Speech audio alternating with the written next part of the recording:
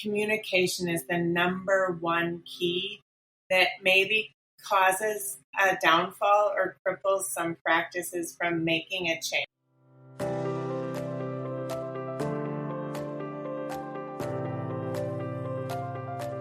Welcome to the Veterinary Blueprint Podcast, brought to you by Butler Vet Insurance, hosted by Bill Butler.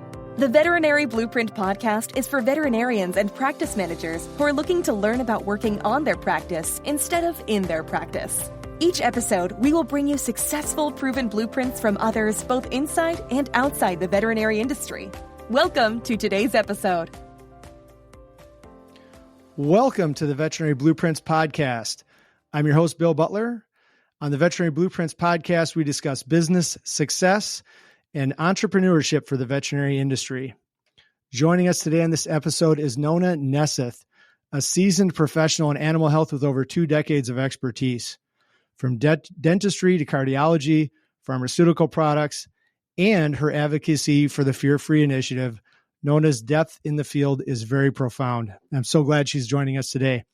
And beyond her vast experience, she's extremely passionate about the welfare of our four-legged friends and the professionals who care for them. On a personal note, her and I connected with one of her serious passions and notable contributions is her generous work with the Minnesota Veterinary Medical Foundation, which she's been participating in for at least the last decade. And it just really exemplifies her spirit of giving back to the industry. And we're thrilled to have you today. Welcome, Nona. Thanks a lot, Bill. The intro is very kind. I expect a little theme song to play right now or something. Some cheering music. Maybe we'll throw that in the notes when it's edited out.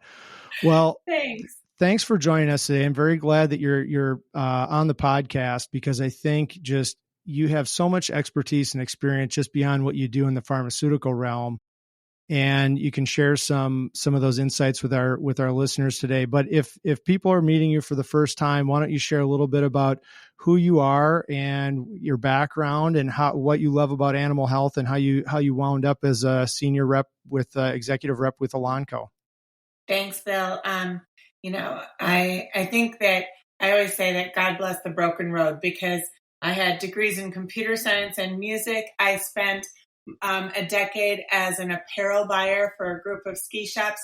And I think that the thing that veterinarians or people in this industry hate to hear is like, why did you come? And it's like, because I love animals.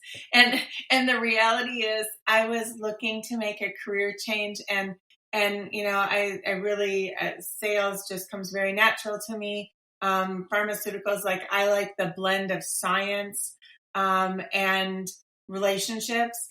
And someone said, "Oh, but Nona, you like animals, right?" I know someone who's interviewing people for veterinary pharmaceuticals. And, I guess had anybody said that if you created a dream job, this would be it. But it really kind of happened by happenstance. And I still have dreams 24 years later that worried that this might not work out. And I'd have to go back to my old job. Oh, no. But I clearly am so blessed to be able to work in this field and to combine things that are all passions. Like I have a Weimaraner who is like the center of our family. I have a husband and 2 beautiful daughters.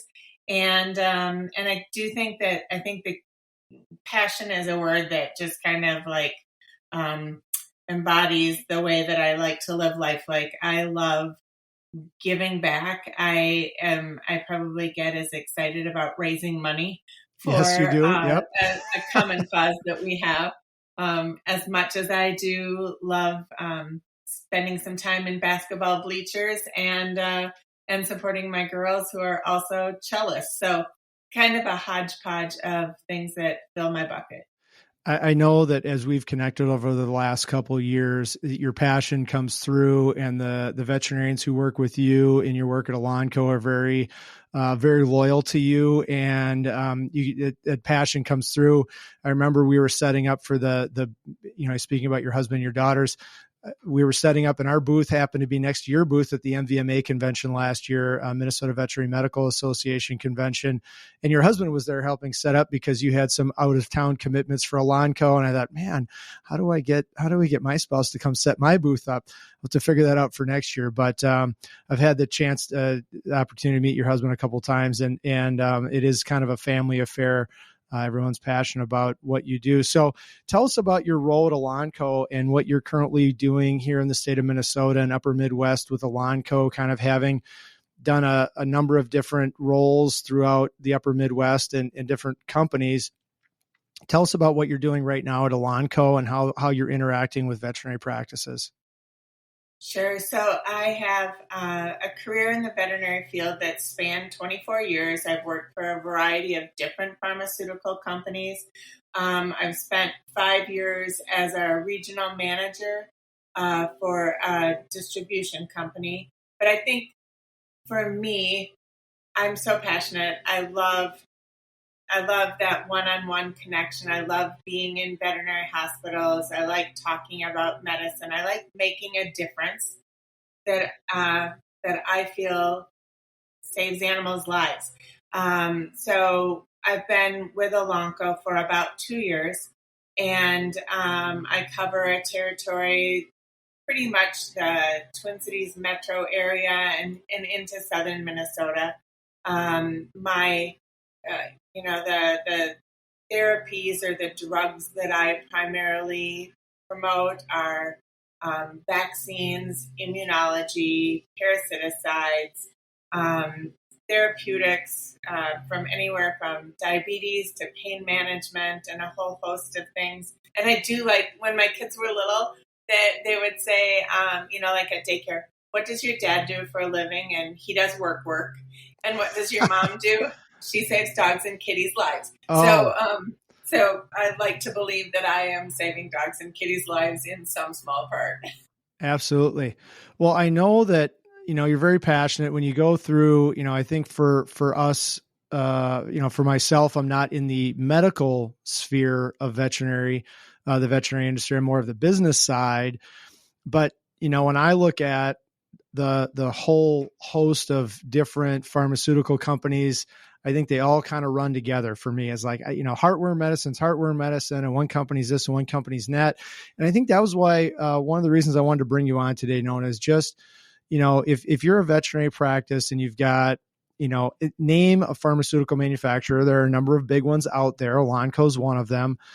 How do veterinarians kind of cut through that noise? The vendors are coming to the door all the time. They're trying to set appointments. I get it with the insurance companies, right? So we represent insurance companies, and I've got, Travelers coming to my door and Hartford coming to my door, and they all want me to sell their product over something else. And it's like, well, workers' compensation insurance is workers' compensation insurance.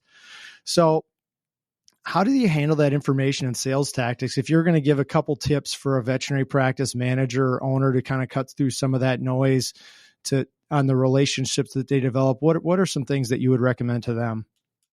That's a big concern, I think, Bill, that I've heard many times over the years. And I think that I always say, would you buy a medication? Would you personally take a medication off of a commercial that you've seen on TV? And I think most people would say no, that we wouldn't base a decision strictly based on actors running through a field with daisies. We want to get down to the nitty gritty, and it's valuable to meet with your veterinary sales professionals and ask questions about products during a product detail. Listen to the information that's being shared by the sales representative or the company employee, but then do your due diligence and read product inserts, attend webinars, listen to podcasts with veterinary experts, request staff education for the team. And I think, it's changed a lot in the past 25 years. There used to be a lot of swanky dinner meetings where you'd go and get information and I think that, work-life balance has changed a lot of that. People don't necessarily want to do the evening stuff. Yeah. Yeah. And so I think things have changed so much, but we also have so many more avenues to get information. Webinars are available live so that maybe there's an industry expert that wouldn't fly to your location, but you can hear from that industry expert live. You can ask questions. So you've got live webinars. You've got on-demand offerings, so you can hear more in-depth things, and you can do it from the comfort of your home in your pajamas at any time of day or night that's convenient for you. Again, do your due diligence. A product insert is really valuable, and it highlights the prescribing information, indications and usage, dosage and information, dosage forms, contraindications, warnings, and so forth. But read those and then ask questions about it, because I think that if we go in and detail a product, it's kind of like being at a job interview. You share your highlights and your best points. And I worked with a veterinarian who had a great saying that, like, if you're not the first one in the door or you're not the first product, it's kind of like asking a pretty girl to prom. If you're not the first you better either have a shinier car or a prettier corsage. That's right.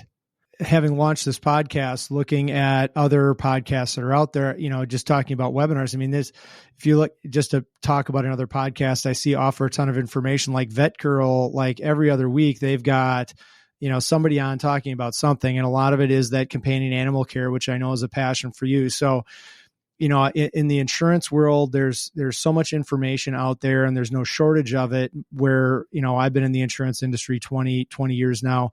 And so you used to just have to read the once a month magazine put out by the National Association to say, hey, this is the information that's out there. And there really wasn't anywhere to get that information. And now there's podcasts, there's actually 3 national events going on this month. So, it seems that there's no shortage of information. So what I'm hearing you say is kind of be a curious practice owner and ask a lot of questions. And then it's also, I think, probably, it's a relationship business, and, the insurance is a relationship business. I think that pharmaceutical rep role and what you do is also a relationship business. And you'd probably agree with me that having a very good relationship with your rep, whoever that is, helps cut down some of that. Am I getting sold, or are they really looking out for my best interests as a practice? Yeah, I think that's one reason why this is such an amazing field, is that the relationships are still paramount. It's really important. Do you trust this person? Do they bring value to your practice? Do they support new product exploration? Do they support our industry? Because it's not a 9-to-5 job where you show up and then you go home at night. And I think you're a prime example too, that you don't just sell insurance. You're really invested in this profession and making sure that this profession isn't just healthy today, but into the future. Yeah. Years down the future. Tell me a little bit about, just as somebody who isn't in a practice every day, how many different, so if I'm opening a practice tomorrow, let's say for a new veterinarian, let's say I'm an associate, I'm working at a practice and I've never had to be a buyer before. I've never had to deal with that buyer relationship. But, these are just the products that we have on the shelf that are the tools in the toolbox if I'm an associate at a practice. And let's say I'm going to open a practice or take over a practice, and now I'm the one navigating these relationships for the first time. What are some things I need to think about? Because if I'm sure, just like other industries, if I open, or I say, hey, I'm opening a practice, I'm now on the radar for BI, Elanco, all the dog food companies, all the pharmaceutical companies. They're all going to be coming at me saying, hey, you should be repping our products, not their products, or these are why our products are top of the line. And so what should I kind of have one or two things in my mind when I'm looking to develop a relationship with a pharmaceutical rep? That's a great question. And I think trust is probably your great starting point. Who do you trust? What's the best fit for my practice? Like, do I like to buy in bulk and get this great deal, or do I really want to buy just as I need it?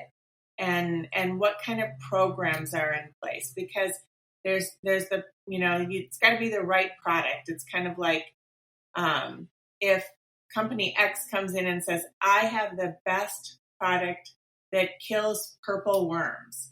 And you go, that's amazing. But are purple worms anything that is pertinent to your practice? You've got to make sure that it matches the vision of your own practice, that it's something that your clients want. You need to make sure that it's something that your whole staff has buy-in for. And there are some benefits in supporting, one or two vendors, by all means. It's so funny because, Bill, when I was a regional manager, I had an employee who was on my team, and he had been in the field for 42 years. And he was so well respected. He was just, he had so much integrity. And I said, what has happened? What do you think the biggest changes are that have happened over the years? And he thought for a second and he said, I think a lot of it is that the length of time that it takes to integrate something into your practice. He said, years ago, I would meet with a veterinarian on Monday and I would tell him about a new product and he'd say, send me 12 of those. And on Tuesday, he would get 12 of those and he would be prescribing it to a patient on Tuesday afternoon. Sure. Today, it might take a year. And I think, like getting staff buy-in and getting educating your team, sharing why something is important, why we've made this decision, how is this different than something we've done or bought before, get buy-in from the staff, do pricing comparisons. It's an arduous process. So, let's say I've been in business for a year now. I've developed that relationship. I have trust. I trust you, Nona. You're our rep, and you come at us with a new product, and it replaces an old product, or whatever it might be in the practice. And it doesn't even have to be, pharmaceutical related potentially, but just, from your 20 plus year experience in the industry, when you make a decision at the hospital, as you just said, it takes a long time to implement some of these decisions. So what strategies have you seen in the practices you've worked with over the last 20 years that are successful to get everyone on board and follow through with the plan? Say, okay, we're going to change pharmaceutical product, or we're going to change the direction of what we're doing. How do we get that, from your experience, how do you see the successful practices implement those changes? First of all, I would probably say change is one of the most painful things in a veterinary hospital. And they'll go, but we've always done it this way. And I remind them that they also maybe used to use halothane, which is, an anesthetic agent. And at some point in time, you need to recognize that change is not a bad thing. Change is good for the practice. But I think communication is the number one key that maybe causes a downfall or cripples some practices from making a change. So, make the decision, create a plan, educate your staff, communicate the why, communicate the benefits, have your rep come in and help train and educate the staff why this is a good thing, why we made this decision. And I think everything needs to go back to how does it affect the client and how does it affect the patient, the pet? What makes it better for the end user? Yeah, I think that communication thing is critical because in my background prior to the insurance industry, I was in the military.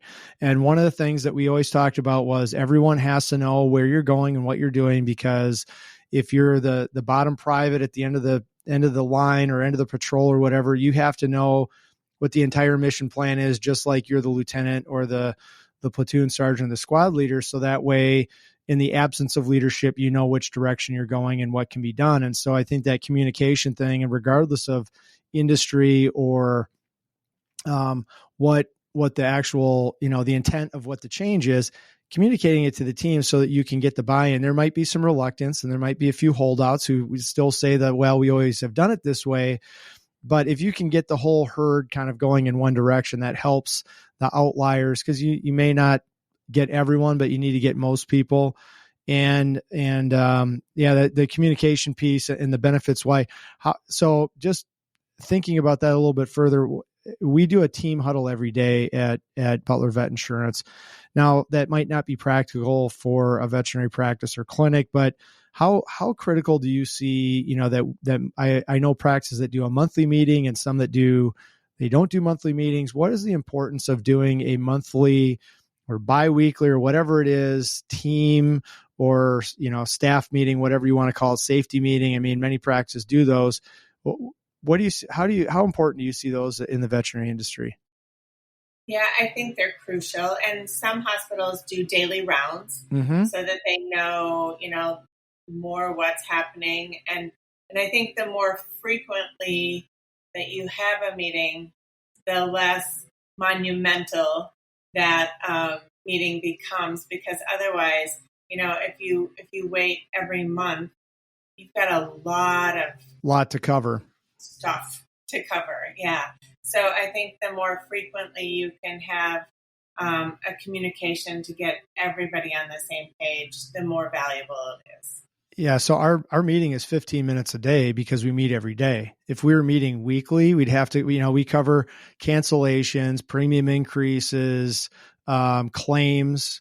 And so if we waited a week for all the claims, depending on the time of year, we might have 50 claims in 1 week and we have to go through 50 claims. If you spend a minute on every claim, that's almost an hour just to talk about claims. And so, I think having a very dedicated time of what you're doing and how you're doing, and this is just my industry, but it actually shortens up how you have to do things. And then you can address issues. And then whether it's the entire team or just one individual after the meeting, whatever it might be, you don't let stuff simmer and you're able to address things on a much faster timeline. So big picture, and you talked about kind of the making decision and strategies, but how important, we talked about meetings now, having some of that vision, value statement, and how important do you see that as having that as part of your practice? I know some insurance agencies that I work with have a mission statement, a value statement. Ours at Butler Vet Insurance is reducing the stress of insurance. So that's our number one goal as an insurance agency focused on the veterinarians, is reducing the stress of insurance. And it's kind of our North Star. How many practices do you know have kind of that North Star? Or are they just operating as, yep, we care for animals? Nearly every hospital has a mission or a mission, vision, and value statement. It might be 20 years old. Sure. And I do think that that's really important to make sure that the whole hospital knows what the vision of the hospital is. Rarely everybody goes, oh, well, I have one. And it's like, what is it? Can you share that? Do you know it? Because having one is not the same thing as being able to make sure that everybody believes in the same culture, that they believe in, the same mission and so forth. So I think it's really important to do that. And, I had a fun session that I facilitated for a hospital a year or so ago, and it was a SWOT analysis. So your strengths, weaknesses, opportunities, and threats. And I think, again, taking time to sharpen your saw, taking that time to look at what are our strengths, because sometimes, when you're immersed right in the practice, it's too close. You don't recognize what some of those incredible strengths are Opportunities. As an industry, we've been inundated since the pandemic and rarely come up even to breathe. I think we're seeing that that's changing a little bit, where we're getting a little bit more time where, we need to, again, reassess where we are in the storm. What do we need to look at? What are our opportunities? And the industry's changed dramatically, whether we're looking at private practice ownership and corporate practice ownership. We're looking at online pharmacies versus in-house. I mean, even from when I started in this back in 2017, you're seeing a lot more private practice ownership trying to replicate or replicating the corporate practice and saying, okay, well, instead of just me owning the one practice, I want to own 5 or 6. And they're saying, okay, we're gonna own 5 or 6 locations and have their own small group, but it's not corporate owned, it's private owned, and forming a group of owners. I think, I wasn't seeing that when I first started in 2017, correct me if I'm wrong, but now that's happening a lot more because I think veterinarians are seeing the opportunity of some of the scale versus just saying, I'm operating my 3 doctor practice here in Forest Lake or Lakeville, Minnesota, or Apple Valley. Now I'm going to have 5 locations across a metro area or multi-state. Yeah. And really looking at, and that kind of brings in threats. Like, what are the threats? And maybe it's just Dr. Google.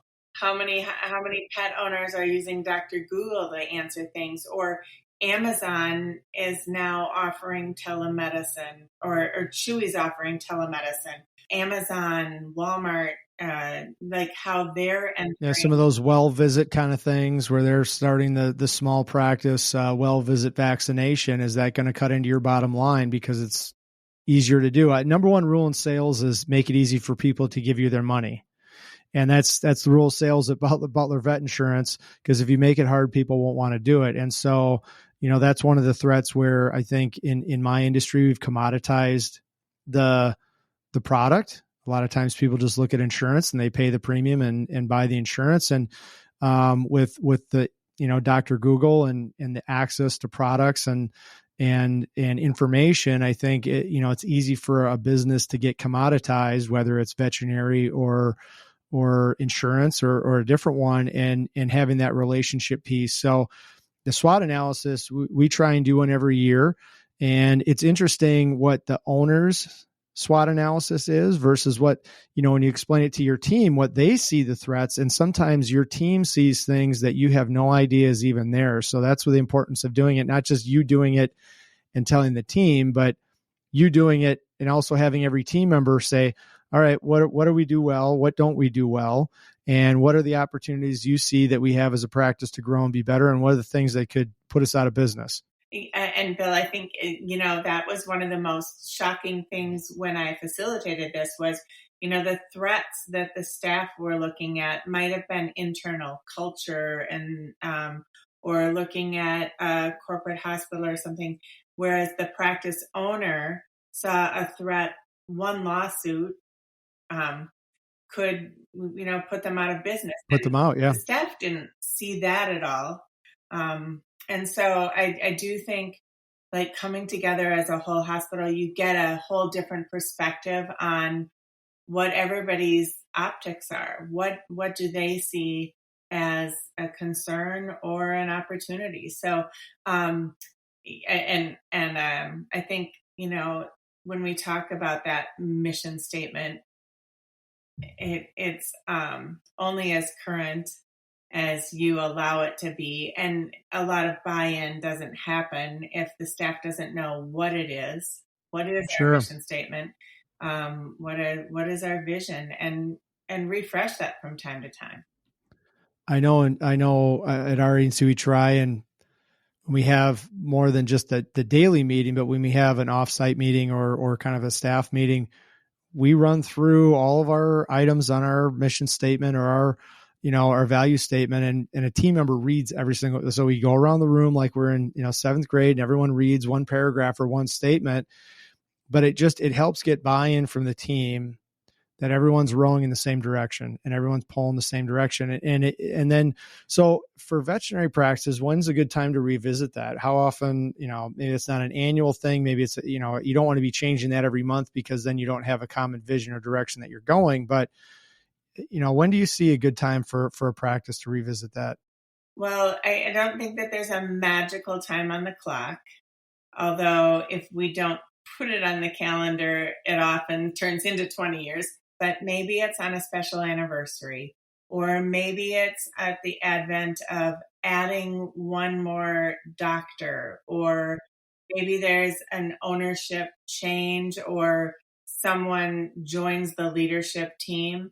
I think Bringing on a partner. Yeah. yeah, that's a great time to revisit, because if we don't, there's no expiration date on it.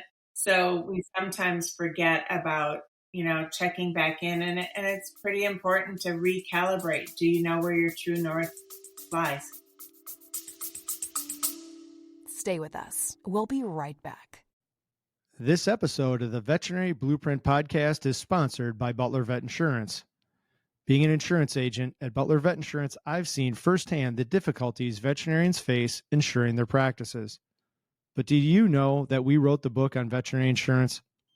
It's called Protecting Your Veterinary Practice: Insider Insurance Secrets Every Veterinarian Must Know. It's not just a book, it's a comprehensive guide that speaks to the unique challenges and insurance solutions for the veterinary community.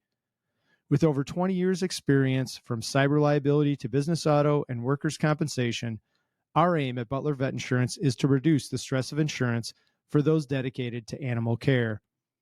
If you're a veterinary practice owner or manager and looking for some guidance on your insurance, follow our insurance blueprint. Discover the Butler Vet Insurance difference. And together, let's put the pieces of the puzzle together. Butler Vet Insurance, reducing the stress of insurance.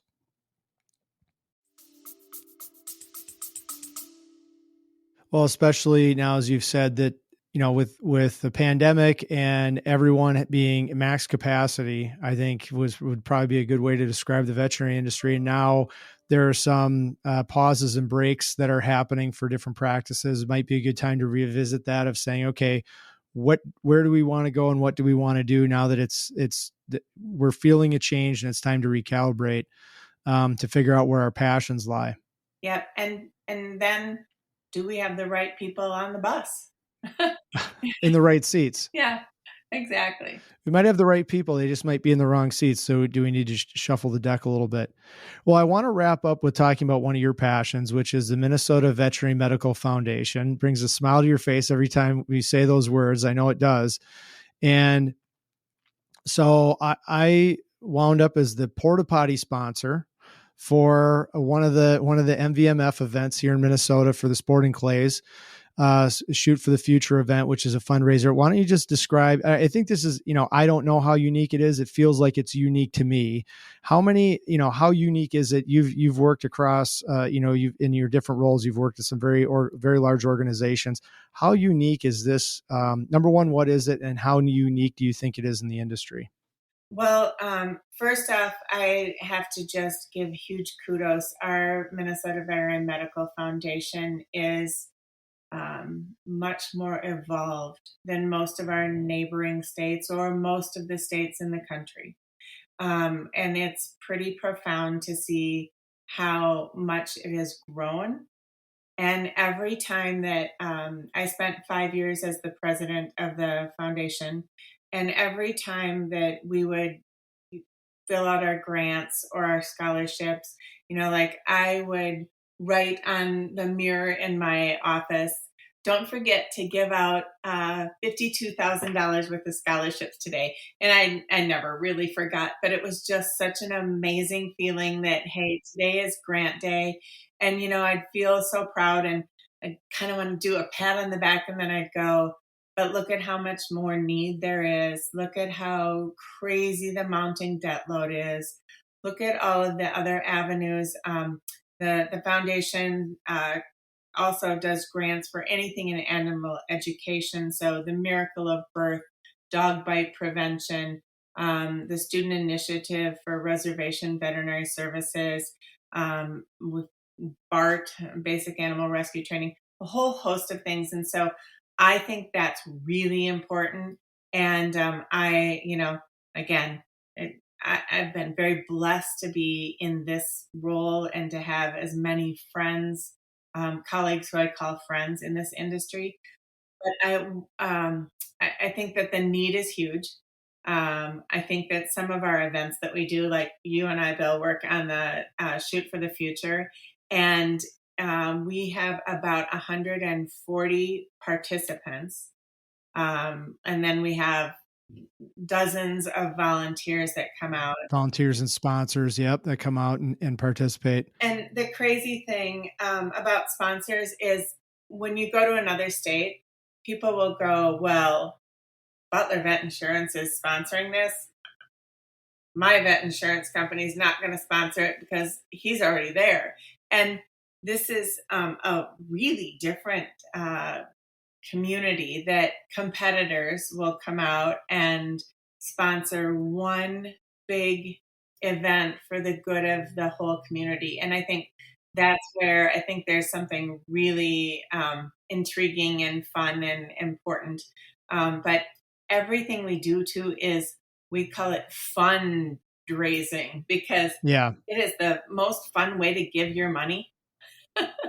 We just had our event, the Shoot for the Future, a couple weeks ago, and just for those out there, we'll have links in the show notes, but the MVMF in Minnesota, I think are probably our 2 or 3 biggest initiatives are student scholarships and grants for veterinary students. And we have some very generous doctors who have put some endowments in there for veterinary dentistry and internships and externships and grants and scholarships in a whole host of areas. We have a lot of supporting members within the industry who've put grants and scholarships in place for various, emergency medicine or, large animal, or, we in Minnesota here, we have a shortage of outstate veterinarians. And so, I think there's some initiatives there as well. And then also just a plug for the Minnesota State Fair. We have the second largest state fair in the country. And the Minnesota Veterinary Medical Foundation sponsors the Miracle of Birth. So we have this huge, I don't know how many visitors we have at that event every year, but 1 million people come through the doors to see baby animals born. Baby animals. So you can see a cow get born. I stood there for 2 hours. My wife last year was so upset. I was like, this cow is going to give birth while I'm standing here. And nope, didn't. But you could see cows, chickens, goats, pigs, all giving birth. There's baby chicks, and it's a really cool thing. And it's very popular. I mean, it's packed every time you go in there. And then, as Nona mentioned, a whole host of other things, but your passion for that, really, it's infectious. It makes other people want to get involved. So that's very good. And we'll have some info in the show notes again on the MVMF. But we're going to do we're actually meeting in a couple of weeks, I think, aren't we, for our vet gala. So this is pretty exciting because so many of our events have been like internal, getting veterinarians to come and so forth.